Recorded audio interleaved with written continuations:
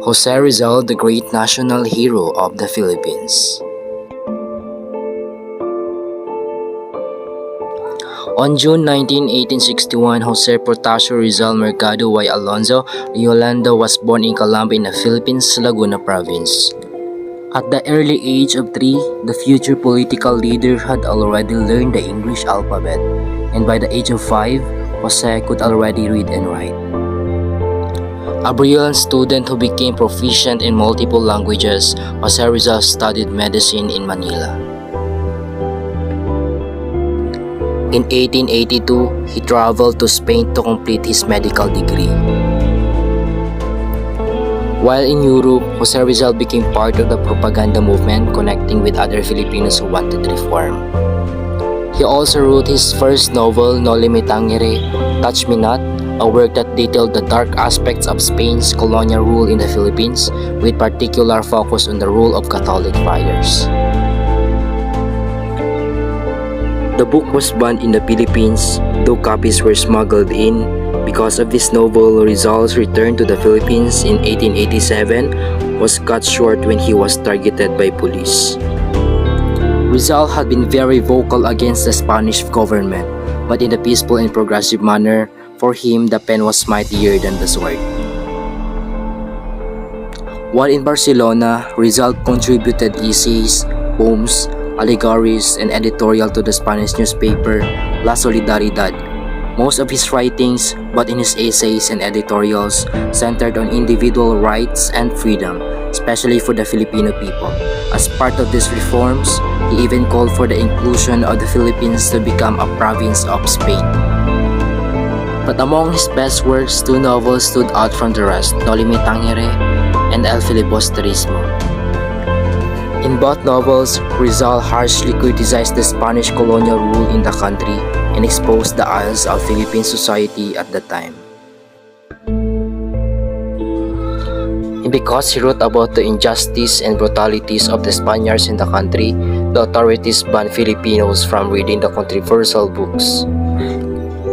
Yet, they were not able to ban it completely. As more Filipinos read the books, their eyes opened to the truth that they were suffering unspeakable abuses at the hands of the friars.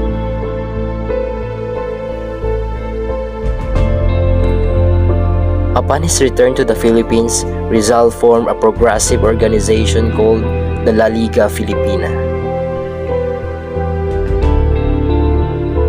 The civic movement advocated social reforms through legal means. Now Rizal was considered even more of a threat by the Spanish authorities along his novels and essays, which ultimately led to his exile in Dapitan in northern Mindanao. This, however, did not stop him from continuing his plans for reform. While in Dapitan, Rizal built a school, hospital, and water system. He also taught farming and worked on agricultural projects such as using abaca to make ropes.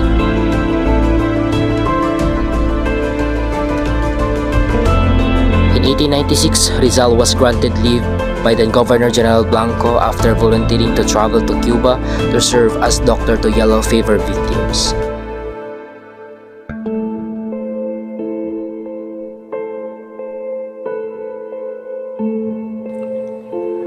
But at that time, the Katipunan had a full-blown revolution and Rizal was accused of being associated with a secret militant society. On his way to Cuba, he was arrested in Barcelona and sent back to Manila to stand for trial before the court-martial.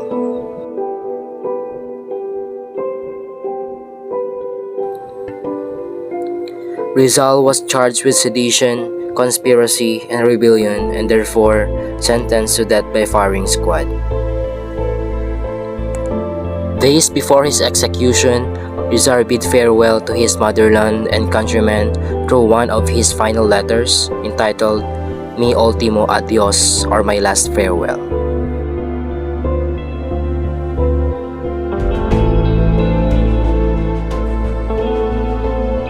According to historical accounts, only one bullet ended the life of the Filipino martyr and hero.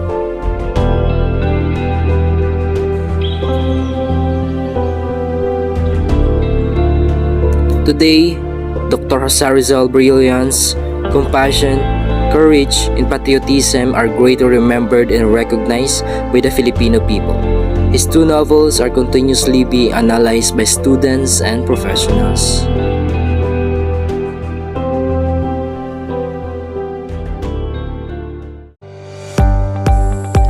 The life of Jose Rizal was a truly inspiring story. Not just an ordinary story of a Filipino, but a story of a very intelligent and talented Filipino who is ready to sacrifice his whole life just to give freedom and peace to his family and our nation.